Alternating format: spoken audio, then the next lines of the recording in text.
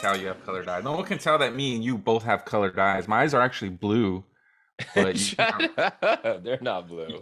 you can't really tell. Did you throw dirt on them? That's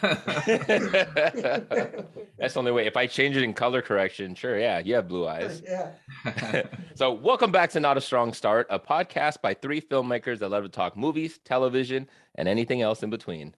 I am your host, Daniel de Sangre. I'm Chuck. I'm Jose Ramos. And it looked like you were going to say something else. You like open your mouth like that. Yeah, I was, and then I did. Chuck's always opening his mouth. Anyways, so now we have the current event. Well, the current event is actually the Obi-Wan Kenobi show from Disney that was supposed to come out the 25th. It got delayed by 2 days, so it's going to come out 2 days later, but they're going to release both episodes at the same time. So you get 2 episodes on the first day due to the delay. Nice. Oh, that's nice. I know there's a lot of people who were excited after seeing that trailer. Yeah. Is Jar Jar Binks in this one or no? No, he got visually murdered in the prequel, just viciously. Really? Is that true? Is that true, Dan? Because if I'm not mistaken, you should have watched episode 1 by now, since you lost last time in trivia. That's correct. Yes. Oh yeah. He viciously got murdered. His parts, decapitation, everything. Every word to use of how vile he is. That's what his body turned into. Turned into mush, all of it. His skull is actually on Predator's ship right now on the trophy wall. Exactly. How dare you? So blasphemous. Well, actually, it used to be part of the trophy wall. It's not trophy anymore. Now it's just a paperweight that he keeps on his desk. So for this week's episode, we're doing our very first artist spotlight. And who better than Bruce Willis, right? So we want to get right into Bruce Willis, man. It's very sad news what we heard from him, that he's stepping for the reasons why he's stepping into retirement. He got diagnosed with, I believe they pronounce it aphasia. Aphasia, that's right. Aphasia, and basically, for anyone who doesn't know, it's a condition usually due to a damage in a specific part of the brain that affects basically the understanding and the expressing of language, communication, written and verbal. Yeah, man. And the sad part about that is that he crammed in like 8 movies that are going to be getting released between this year and next year.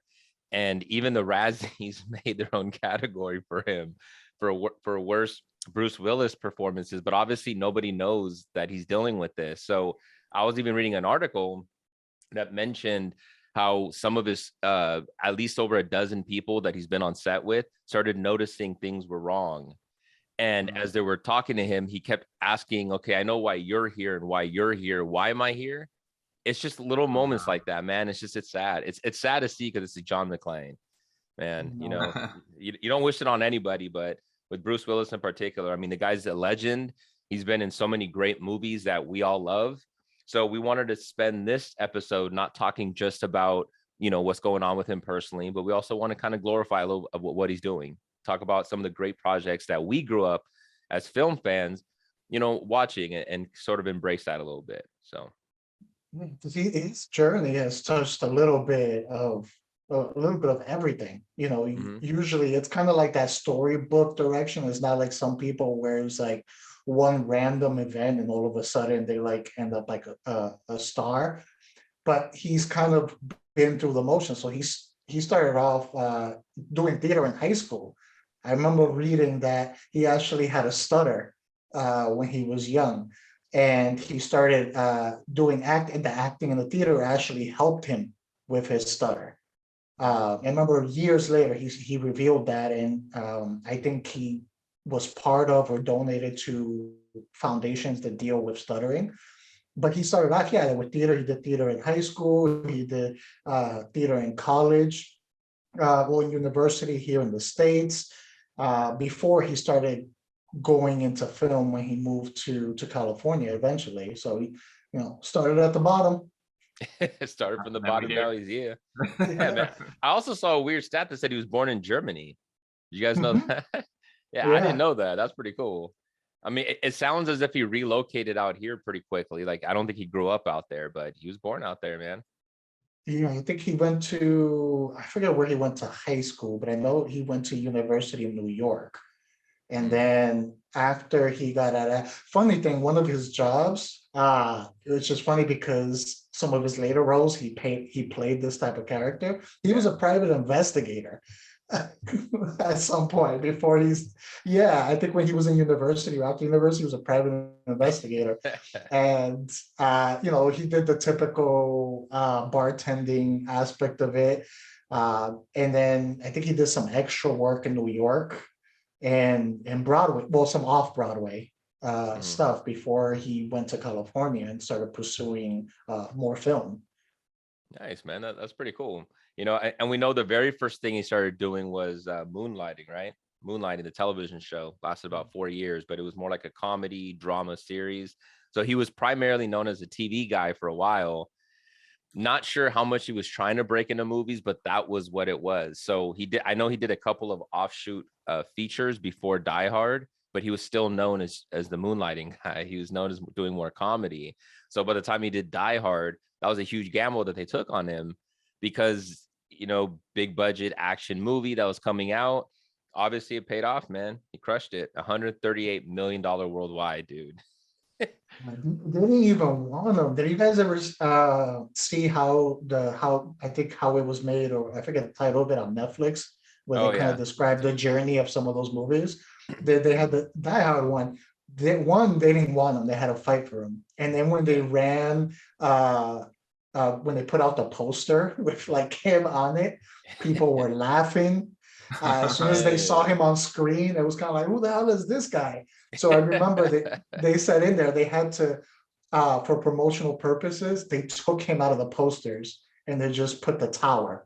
They're like, let's focus on the tower. The tower's the main character because we show him, people are not going to take it serious. Damn, man. Seriously, that's Die Hard, man. That is, despite what anybody else says, that's a Christmas movie. That is 100% a Christmas movie. Oh, for sure. Yeah. It kind of reminded me of Leisure when he was casted as the Joker. They were like, the rom-com guy? You're going to put this guy to play the Joker? It kind of reminded me of that. Yeah, absolutely, man. How about you, Chuck? How do you feel about Die Hard? I love Die Hard. I love Die Hard. It's a Christmas movie. You know what? I love all the Die Hards. All 5 of them. I love Die Harder. I love Die Hard with a Vengeance. I love, what is the next one? Live Free or Die Hard? Yeah. A Good Day. Is it a Good Day to Die Hard? I don't know. But, please Die Hard, please. Please Die Hard. Please Stay Hard. Yeah, no, it's that was a XXX parody, man. That wasn't the same one. No, it was good, man. Yeah, Die Hard is obviously what, even though the guy's done so many iconic roles, Die Hard, I think, is still his main thing. That's still what he's known for. I think is more than anything else, right? I mean, it had to be, right? John McClane. I mean, how many times has Bruce Willis saved the world, right? Like, yeah, I think he saved the world in one of the Die Hards. The cyber one, maybe that could have been. So Live Free or Die Hard one. Yeah, Fifth Element, he saved the world. Armageddon, he saved the world. Absolutely saved the planet. Yeah, he saved Earth. Yeah, he did. And something else. There's something else in there. Okay, so so for Bruce Willis, what I want to ask you guys is what makes him so Bruce Willis? What makes him so charismatic? Why does Die Hard work because of him, and they couldn't have casted somebody else? So Jose, I'll give it to you first. I think one of the main things, and this probably has to do with his background and when in doing like Moonlighting, again, he started off in those comedic routes when he first threw. And so that, and the fact that, he wasn't a jacked Stallone or Schwarzenegger or anything like that, you can relate to him more. He just looked like a regular guy. He was like, oh shit, I'm here in the party, shit's going down, I guess I gotta do something about it. Yeah. So I think he was more relatable than like freaking Python Schwarzenegger. Oh, absolutely. How about you, Chuck? Yeah, same thing. It's like you almost felt like, oh, I can do that. if I was at that Christmas party, I could do that. You know, Barefoot, I could do that. barefoot, I could do that. I walk around barefoot all the time. Yeah, no, that's totally the same reason. It was just he was just relatable. He was just a little dude, you know, and he wasn't all jacked like Jose was saying. Like he was just some guy, and he was a cop, and you know, like you felt like you could have did it too. I mean, I know I could have, but I'm just saying, like Yeah. I don't know if you guys would be able to do Could have, I did it. Yeah. Jose's already done it. Okay, it's just I did. confidential information. It doesn't get leaked out. it. Yeah. So I think what was good too, Dad and Chuck, is that I remember watching that movie, or still watching that movie. I watch it at least once a year. And some of his characters' reactions is almost, that's how a person would react Yeah. in that situation. They're more like, oh fuck, here we go again. Like, you know, he was over it, just like anyone else would be over it.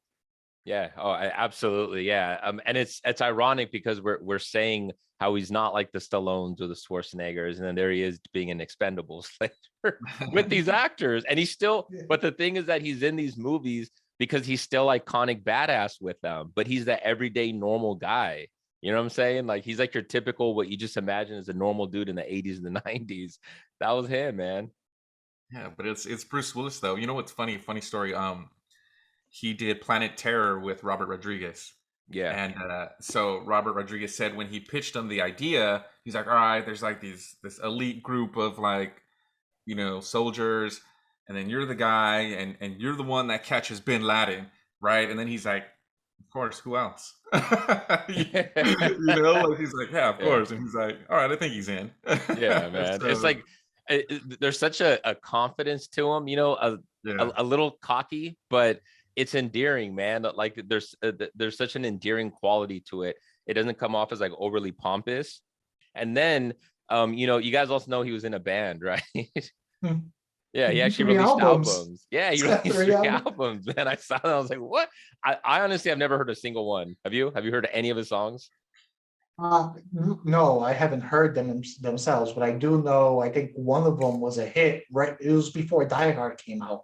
Damn. So he had a hit album, a hit song before Die Hard even came out. I'm sure that didn't help their worries about him being cast as an action hero. You know, right there along, they're like, oh my god, the guy from the Seagram's like wine coolers is singing now. Like this is the guy we're gonna have, you know, fighting terrorists.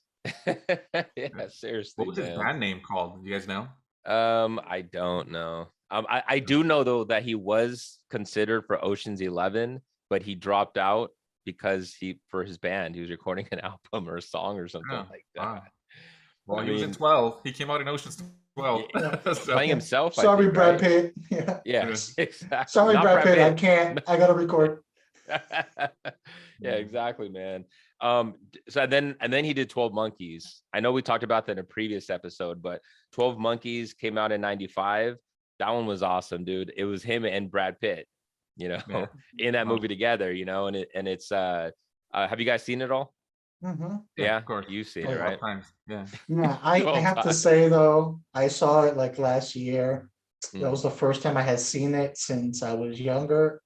It hold does up? not hold up very well. Really? Yeah, you haven't seen it in a while. Oh man, I feel like I've seen it a few years ago, and I know it kind of tails off at the end, but I love that movie. I remember watched it. Madeline I didn't hate it, but I was just like, I should not have watched this. I should have left the image I already had in my head of this movie and that feeling. Yeah.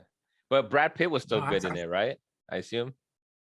They were both good on it. It was just the movie itself. Is Madeline still super hot in it too? I think, oh yeah. Yeah. Not too loud. No, don't say too loud. But yeah, He's all yeah. Yeah, absolutely. You're on that. Oh yeah, no. And then I want to touch after that. He did Fifth Element, man. I love Fifth Element. And what's funny, again, shocker, it's a sci-fi movie, but it was so good, man. Chris Tucker in it was so good in that movie, and it's got a huge cult following. The people that love Fifth Element love Fifth Element. I love it. I wish we would have seen a sequel, you know, for it. I don't know how exactly the logistics could have worked out, but they could have figured it out, man. That would have been so good to do. I wouldn't even mind if they did a television series on it. You know what I mean? Kind of like reboot it. But So was that your favorite Bruce Willis movie that's not Die Hard? I'd have to no, Really? no, it's not. Oh, Sixth No, Sense? maybe it might be Sixth Sense. Sixth Sense, Fifth. Oh, that's non-Die Hard. It'd probably be Sixth Sense, Sin City, and Fifth Element are my favorite. Okay. Probably those are probably my 3 favorites. No Hudson Hawk in there? No, man. Dude, Color of Night? No, Color of Night. Anybody? no, I love Hudson Hawk. I watched that a lot when I was a kid. You do know it's regarded as one of his worst movies, right? Love it. I still love it. Well, it probably won't This be is- after these next crop of movies, but This Chuck's Street Fighter, Bruce Willis movie. Yeah, it's like Street Fighter. Yeah. You know what though? I think in time, we'll see how that movie plays out. You know, Hudson Hawk. So I mean, it's only been out for like 30 some years, but we'll see. We'll see. Is that going to be another movie you're going to force me to watch, or Jose to watch? It'll be Jose. No, one I of think us. it's gonna be. I think it's gonna be you. You son of a gun. Well, get ready for the bonfire of the vanities. Ugh, no. I've never even seen it. Never even seen it. But I will. For you, Bruce Willis, I'll watch it. Yeah, Maybe. for you, Bruce Willis, I'll watch. What's that cop one he did with Kevin Smith? Cop Out. Cop Out. Yeah. Cop Out, dude. I mean, I know we're praising Bruce Willis, but did you I guys know. hear he was like kind of a dick in that movie? Huge. Like, Yeah. behind So the I scenes? actually went to a Kevin Smith speaking event. You know how like sometimes he has those where he'll go and kind of just speak about At a movie I theater? don't know, topic. No, he it's not in movie theaters. He does it at like college, auditoriums or something like that. Oh, okay. And you'll Yeah. go and he'll kind of talk about filmmaking and just life and whatnot. He talked about Cop Out. And when he did that, he was mentioning about how Bruce Willis was such a dick. And I don't remember the full details because I don't want to misquote how it went, but he sounded like a complete asshole. And you heard stories about Bruce Willis being like that, like his ego really inflated during this whole 90s run, so I don't know, man. He's still a badass. Yeah, and they were in Die Hard together. Kevin Smith was in Live Free or Die Hard, the fourth one. Kevin Smith's in it. Oh yes, yeah, Like yep. a computer dude. That's how they met each other. So I guess Yeah. Bruce Willis didn't remember that he was even in it, something like that. And when they were on set, they'd have notes, and then Bruce Willis would tell him, "I'm not doing that." Just straight up, "I'm not doing that." And then he'd have to tell somebody else to go tell Bruce Willis what to do, like on set and stuff. Like, it was so toxic between the guys. Bruce Willis straight up hated him, hated Kevin Smith the entire time, and let him know that. Wow. So Kevin Smith hates that movie, his own movie, Cop Out. I feel bad for Tracy Morgan, man. He just showed up just to do a movie, and now look at all that happened. He's like, "Oh, Kevin Smith, Bruce Willis, awesome." He's like, "Fuck." Yeah, whoops. The guy that did Clerks and Die Hard. Okay. Yeah. Sixth Sense, dude. Sixth Sense is one of my favorite, I guess, horror. I don't really know what the subgenre is of what you consider Sixth Sense, but it was amazing, dude. Yeah, it was like M. Night Shyamalan's like first big movie that he came out with, where he was dubbed the next Steven Spielberg. If you remember that. I watched it like a year ago. And it was like I sat down and I watched it in its entirety. Still so good. It's so good. And it doesn't age out, I'll watch it every few years, man. It's so good. Yeah, I He even cried at the end. And I definitely blew his load on that one. Yeah. So Oh yeah. That was his yeah. peak. That was his peak. He did Yeah. thoroughly. Yeah, Oh, that was yeah. like me. I made a movie like in the 5th grade. Awesome, dude. I thought I was gonna be the next Spielberg. It was all downhill after that. But, Well, it doesn't help if you tell yourself in that a mirror. Entertainment Weekly actually told M. Night Shyamalan. Oh no, I told myself, yeah. I was Yeah, like, that's what I'm saying. "You're Yeah. gonna be the next Spielberg." And Like, I damn was like, right. Damn right you are. Damn right. I'll get out there and go watch those X-Men cartoons. That's right. That's what I'm gonna do. No, man. Yeah, The Sixth Sense. I remember a story where M. Night Shyamalan didn't know until like I think draft 13 or 19, something like that. That, spoiler alert again, but it's been 20 years, so we're okay to talk about it. That Bruce Willis character was dead the entire time. That wasn't until the 16th or the 19th draft, something like that. And I think, was it Kathleen Kennedy? I think it was Kathleen Kennedy that was a producer or something, where he met up with executives and they gave him that ending. Really? Wasn't even his. That's why when you go back and you watch M. Night Shyamalan movies, they just progressively have gotten worse and worse because his ego has just grown, where he's like, he could do no wrong and he can write whatever he wants. And it's like, that's why so many of his movies suffer, man. It's like, Really? he was humbled back then. Yeah. Yeah. You know what'll help you guys? It devalues it a little bit, doesn't it? Or it's like, that wasn't even your idea. It's like, what the hell? You know what'll get him back up there though is I heard that he's actually was a ghostwriter for She's All That with Freddie Prinze Jr. So, he did write Prince Stuart Jr. Little. was dead the whole time. That's why he was dead the whole time. Well, I mean, it would explain a little bit of his acting, I guess, but okay. Hey, what? He did write Stuart Little, that movie with the little the mouse that rode the car. That was M. Night Shyamalan. I will say this: I don't want to get too far off of the Bruce Willis thing, but quick note, M. Night Shyamalan. I feel when M. Night is doing a low-key project without much attention and without a big budget, he does better than when he's given these bigger movies. Then it's like it's a shit show. Yeah. Oh my God, Airbender. The Happening. But he did win an Emmy. That was his second Emmy. So he won one for the moon, for was it Moon Landing that he was in? Moonlighting that he was in, and he won one for his on Friends, the show Friends. Did you guys ever watch that? See his character or anything? See Friends, dude. What's the matter with you, dude? Yeah. Random episodes here and there. That wasn't one of them. But yeah, no, he did win for that, and I think he also got a Golden Globe, or like 3 Golden Globes for Moonlighting, and then he got one for a movie. Actually, something that I've never seen, which was In Country, is one of his earlier, like early '90s projects. And it was recommended to me not based off of the movie, but I guess based off of his performance, because he shows good range of drama and comedy like together.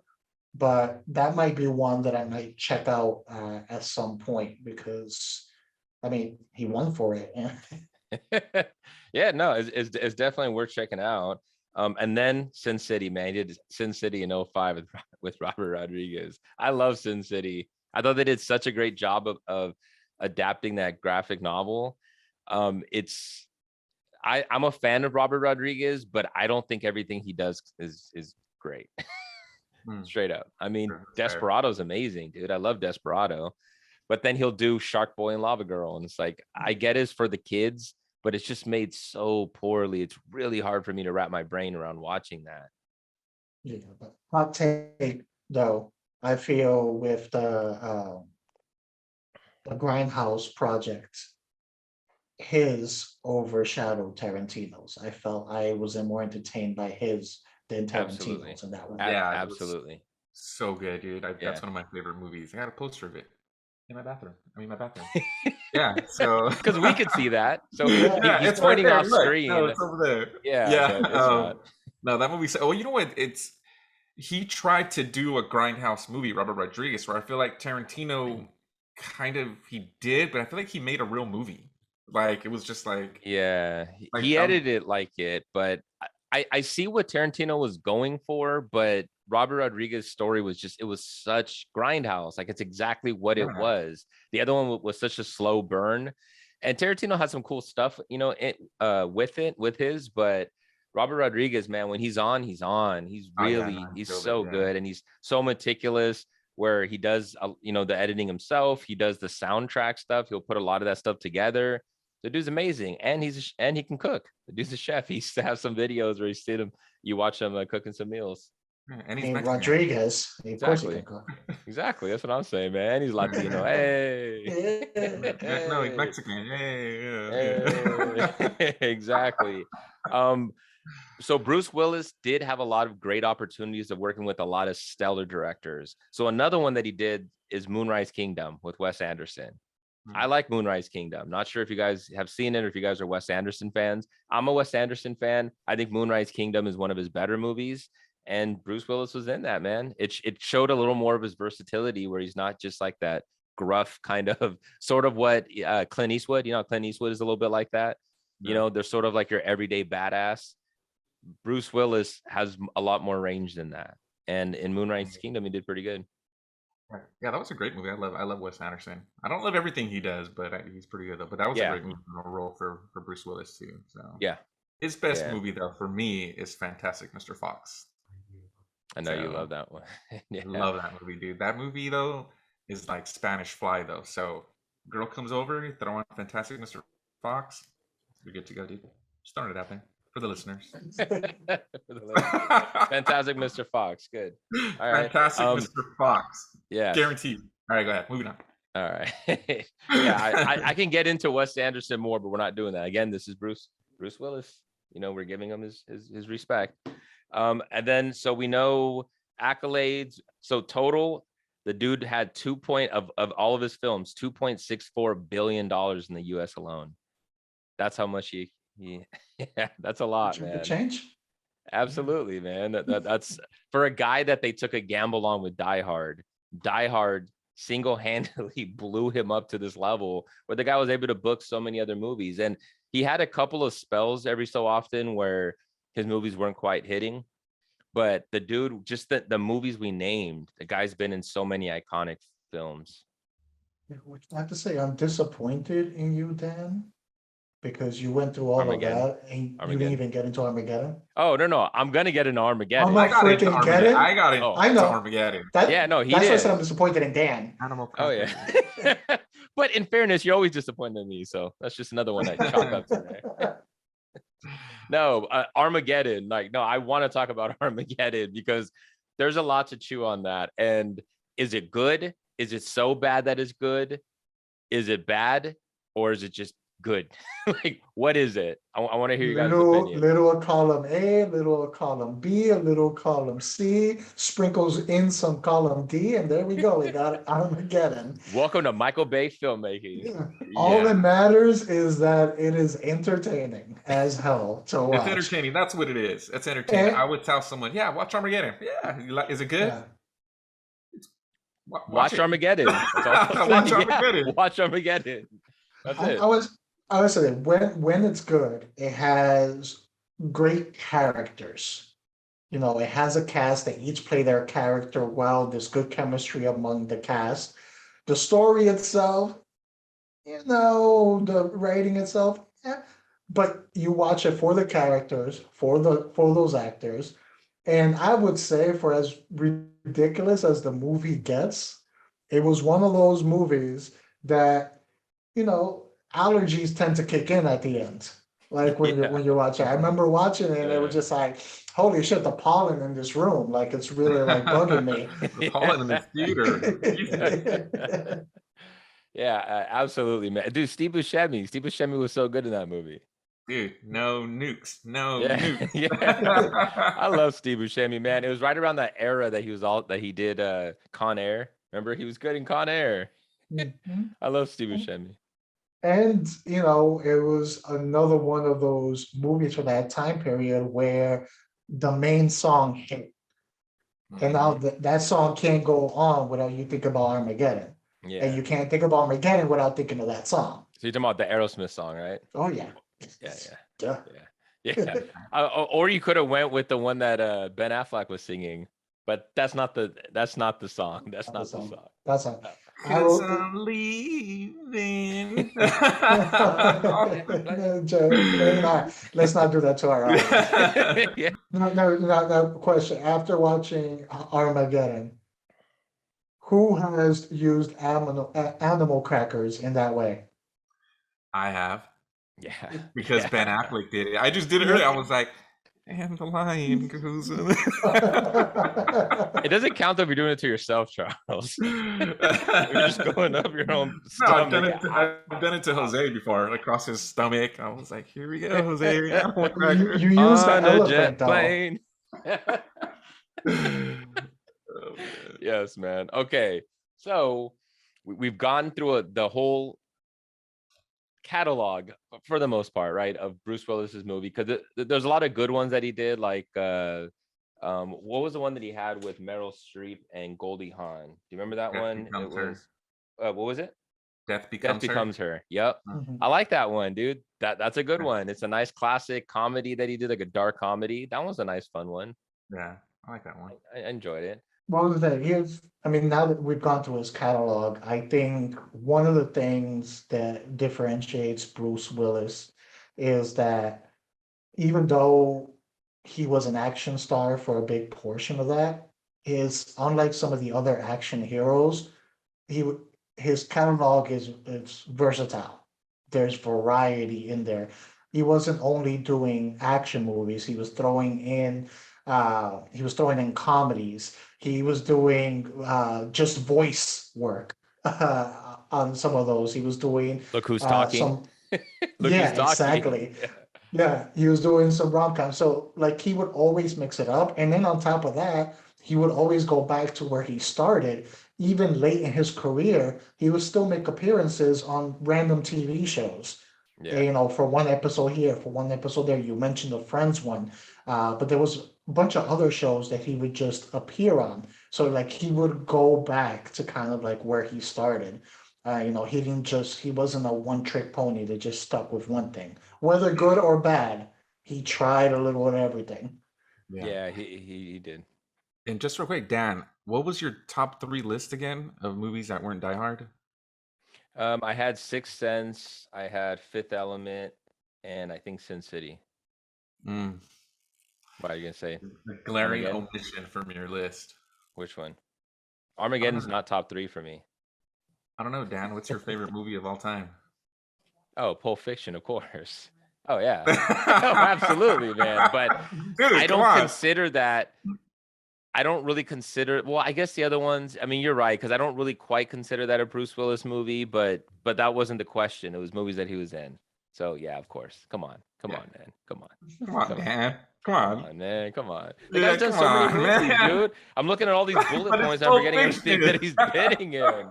But it's Dude, Pulp Pulp Fiction. I've just talked about Pulp Fiction so many times that I know our audience really doesn't want me to talk more about it. Because Okay, I'll that's save fine, all that's that for a Tarantino episode, because we have to do a director spotlight. Damn right we're going to do a Tarantino one, man. Come on, man. I've been saving all my good material for that one. Shoot. Hudson Hawk, of course. Planet Terror. And damn, probably Sin City. It'd probably have to be Sin City. I mean, it's an ensemble, like there's a lot of characters in it, but his stands out. I mean, he's kind of the main dude, you know, like it starts off with him, it ends with him. So Yeah. Hudson How about you, Jose? Me, it would have to be, I mean, Armageddon, just on entertainment value. The Sixth Sense, and then the next one is tough. I'm gonna have to go Fifth Element. Yeah, Fifth Element. Yeah, because I mean, there's some that would battle to get in there, like Unbreakable. Is a really good one, but I gotta put Fifth Element in there. Yeah, dude, Unbreakable is another one that we even get to talk in. Like, there's so many that we can go through. We just don't have enough time. But instead, I'm glad that we talked about Cop Out, because Unbreakable, you know what I mean? Like, Cop Out needs to be talked about, not Unbreakable or Pulp Fiction. Okay, that's fine. Fun fact: did you know I did extra work on the Bruce Willis movie? Ooh, which one? Is it Cop Out? Over here in Boston? No, Surrogates. Surrogate, really? Okay, I've never even seen the movie. Did you see yourself in it at all? God, I was somewhere in there. I played a random soldier in there. So at some point, yeah. But they filmed that here in Boston. Fortunately, I didn't get to meet him. I saw him far in the distance. All I got was Ving Rhames. Not that nothing's wrong with Ving Rhames, but you know, Bruce Willis. Ving Rhames. That's what I'm saying. Marcellus Wallace. I mean, you take Ving Rhames. Yeah. All right. So I know Jose had a question for us. Which Bruce character would you want to hang out with most for a day? I'm just gonna make it drinks. Which Bruce Willis character would you want to have drinks with, and why? And the least. And the least. Which one? Oh. Go ahead. Chuck, you want to go first? He doesn't have an answer. You know, no, I do. It's too easy to say John McClane, so I'm not going to say John McClane. Okay. So I'm probably going to want to hang out with Ghost Bruce Willis from The Sixth Sense. Why? Because I want to tell him that he's dead. So Just want to break, but he wouldn't believe you. I'll make him. I'll prove it. And least, man, probably Cop Out.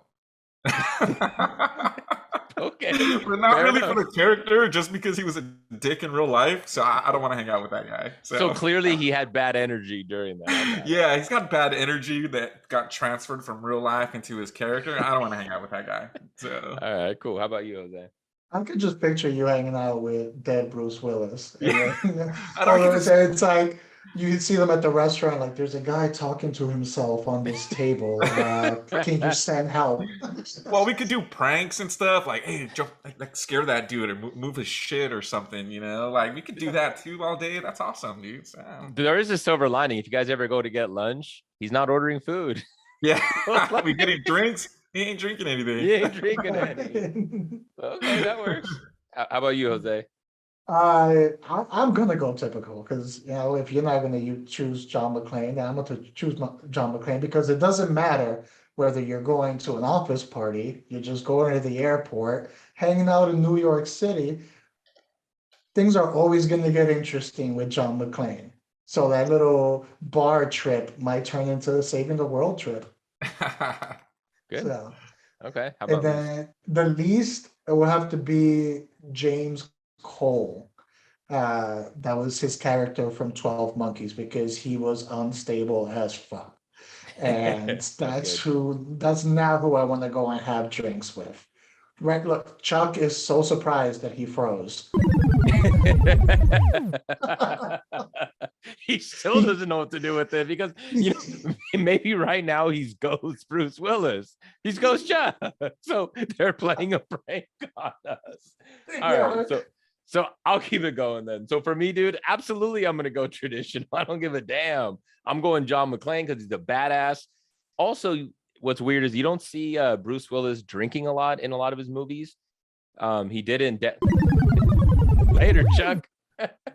He did it in Death Yeah, Becomes. afterlife. Yeah, man. He did it in Death Becomes Her. He was drinking and he was like a raging alcoholic. But in most of his movies, I know when he was younger, he used to be like in ads for an alcohol beverage, and then he stopped it. It was the Seagram's wine coolers. That's what it was. And then he stopped because he gave up alcohol. So I don't know if that maybe had a correlation to his film roles where he didn't feel like he wanted to do that. Not saying that's the only reason why I'd hang out with them is to drink, but I always think if I'm going to hang out with the person, we're going to get lunch, we're going to drink. So I'm going to say John McClane. Before you get to your list, I just thought of another reason why John McClane would be a good pick. Okay. Is he already proved with his relationship with Carl, the cop. I guess I'm going to call him Carl. He already proved with that he's great with a bromance. Yeah, that is true, man. My least favorite would probably be him in Sin City just because he went through so much heartache and the dude was a miserable case, man. I don't want to sit through that. Not to, especially for drinking and he's over here just, being depressed. That's not a fun trip. That's not a fun lunch. I'm good. That's where I'm like, oh, I got to go use the restroom. And then I'll just slip out the window and never come back. So, all right, guys, what's on the queue? Jose. I feel in honor of Bruce Willis, something that everyone should go back and watch just because it's fucking Bruce Willis, The Last Boy Scout. Oh, that's a great movie. Good. That's good. Okay. That's great. I'm going to tell everyone and myself to watch Moon Knight because it kind of sounds like moonlighting from Bruce Willis. Okay. Fair enough. I'm going to do Fifth Element. Everybody, if you haven't watched Fifth Element, please watch Fifth Element. It's such a fun movie. Really good. It's like a light version of like a Star Wars, but a little more action packed and more lighthearted and a little more badass. And John McClane in space, man. John McClane in space. Like, how else do I need to sell it, man? Chris Tucker's amazing in it. Like, he's awesome in it. I love that movie. So that concludes it. Thanks everybody for watching another episode. I'm Daniel de Sangre. You can find me on Instagram and you can find me on IG, Twitter at king_Sangre, Sangre. I'm Chuck. You can find me at Chad Rodwell 12 and at Not a Strong Start. I'm Jose Ramos. You can find me at This Is Mi Nombre on Instagram. Perfect. Please watch us on YouTube. You can comment, like, subscribe, share. We now have a customized channel, so you can find us at youtube.com/c/not a strong start. Yay! You can find Nice. us on Twitter and Instagram and Not a Strong Start. Thank you, everybody. Bruce Willis, great career. We'll take a whiskey drink in honor, man. John McClane forever. Later.